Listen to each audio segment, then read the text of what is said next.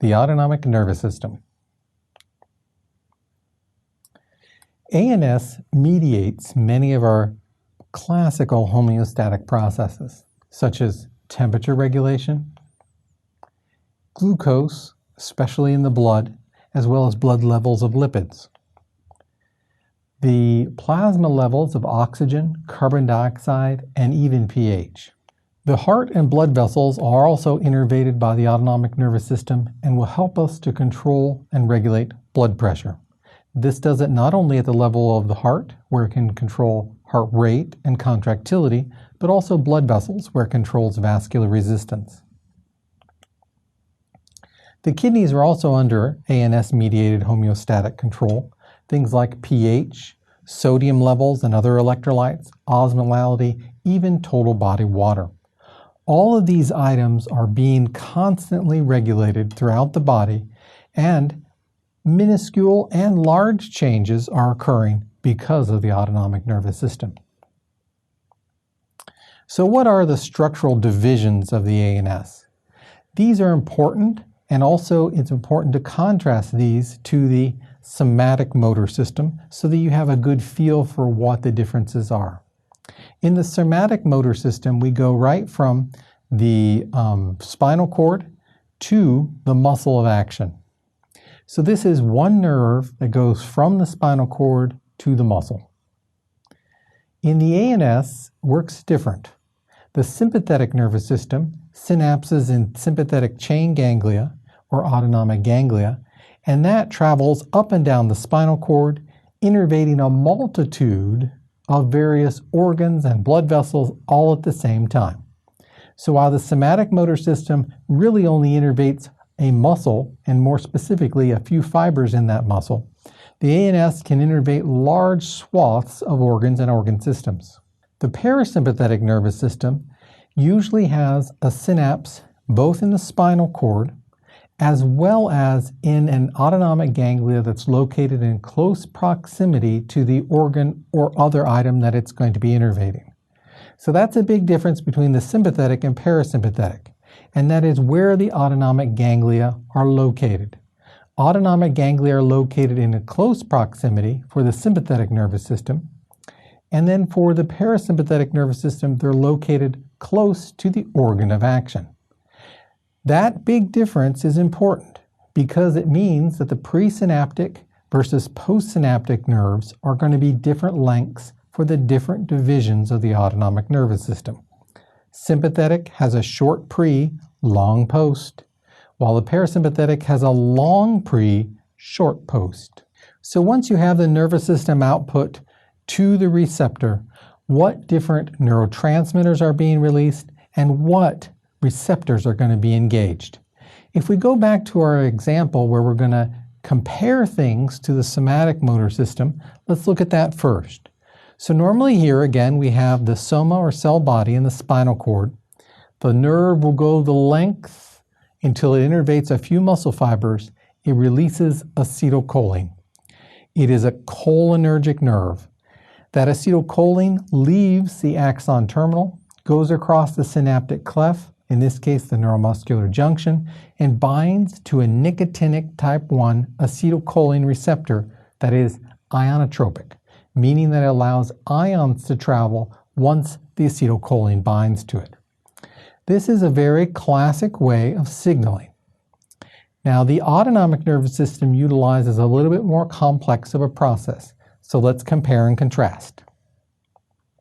If we take the sympathetic nervous system first, you have your first spinal nerve, soma, and then it will synapse in an autonomic ganglia. This autonomic synapse also uses acetylcholine, so this is the presynaptic nerve. It releases that acetylcholine, goes across the synaptic cleft, and binds to a nicotinic type 2 receptor. These particular receptors also allow for ions to travel through and will stimulate another nerve to be released. That other nerve to be released can be one of two types, either another cholinergic nerve or a noradrenergic nerve. So let's go through the cholinergic nerves first. Usually in this case, that cholinergic nerve will synapse and release its acetylcholine, go across the synaptic cleft and bind to muscarinic type 3 receptors. Now these muscarinic receptors are G protein coupled receptors. Rather than letting ions through, they're going to stimulate or cause a transduction of their signal via G protein and then stimulate something else, such as allowing for calcium influx, changing the amount of phospholipase C, so forth. Norepinephrine, or a noradrenergic nerve, can also be part of the sympathetic nervous system response. These are again postganglionic nerves that release norepinephrine into the synaptic cleft. They have a plethora of receptors to bind to. They can bind to alphas or betas, and there's a number of different types of each of these receptors. There's alpha 1s, there's alpha 2s, there's alpha 2Cs, there's beta 1s, beta 2s, beta 3s, and they will be at different locales in the body depending upon the density of which they are. Then they will get a metabolic response, vascular response, or whatever change that particular organ will undertake. So that's the noradrenergic pathway through adrenergic receptors, whether they're alpha or beta. But remember, there are a few examples of cholinergic sympathetic nerves. Finally, we use our last compare and contrast by looking at the parasympathetic nervous system. Here, the preganglionic nerve, remember, is longer in nature, but it still uses acetylcholine.